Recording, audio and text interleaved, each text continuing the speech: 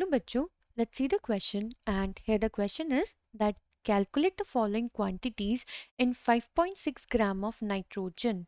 Atomic mass of nitrogen is 14 units. हमें parts given है first, second and third. First है that number of moles of N2, number of molecules of N2 and number of atoms of nitrogen. तो चलिए बच्चों करते हैं इस question को, and first of all let's see the key concept for this question. तो यहाँ पे हम फॉर्मूलाज यूज करेंगे बच्चों, एंड दैट इज व्हाट हमें मालूम है कि नंबर ऑफ मोल्स को हम कैसे कैलकुलेट करते हैं.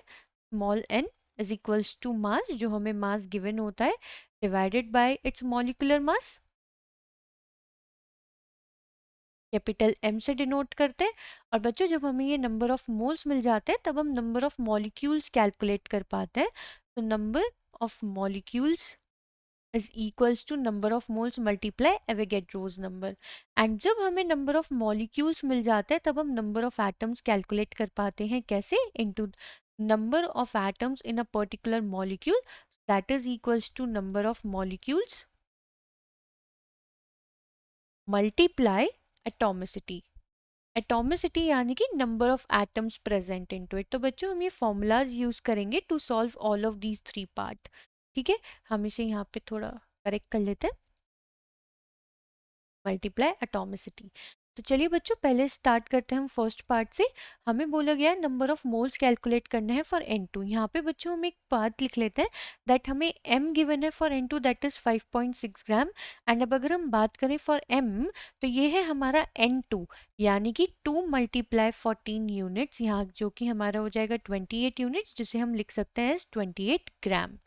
ठीक है, तो बच्चों अब हम यही वैल्यूज यूज करेंगे इनटू दीज पार्ट्स. तो फर्स्ट में नंबर ऑफ मोल्स कैलकुलेट करना है, that is n is equals to m by capital M, that is equals to 5.6 divided by 28. तो ग्राम से ग्राम कैंसिल होगा, 5.6 डिवाइडेड बाय 28, तो ये आएगा हमारा 0.2 मोल्स. तो नंबर ऑफ मोल्स कैलकुलेट कर लिए. अब चलते हैं बच्चों सेकंड पार्ट की तरफ. नंबर ऑफ मॉलिक्यूल्स चाहिए. तो नंबर ऑफ मोल्स मिल गए, तो नंबर ऑफ मॉलिक्यूल्स के लिए हम फॉर्मूला अप्लाई कर लेंगे जो कि हमने लिख रखा है already. Number of moles 0.2 multiply Avogadro's number. तो हमारे पास कितने मॉलिक्यूल्स आ जाएंगे यहाँ पे बच्चों इसके, that is 1.204 into 10⁻23 molecules of N2.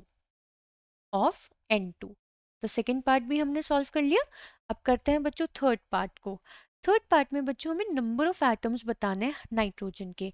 जैसे कि बच्चों हम देख रहे हैं यहाँ पे that one molecule of N2, इसमें कितने एटम्स प्रेजेंट है, इसमें 2 एटम्स ऑफ नाइट्रोजन है. ठीक है, 2 एटम्स ऑफ नाइट्रोजन, यानी कि बच्चों यहाँ पे जो एटॉमिसिटी है वो कितनी है.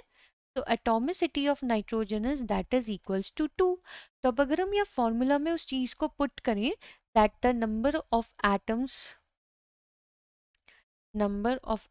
Of nitrogen, so that is equals to number of molecules जो हमने यहाँ कैलकुलेट करे हैं 1.204 इंटू 10⁻23 मल्टीप्लाई एटॉमिसिटी. एटॉमिसिटी है 2 यहाँ पे.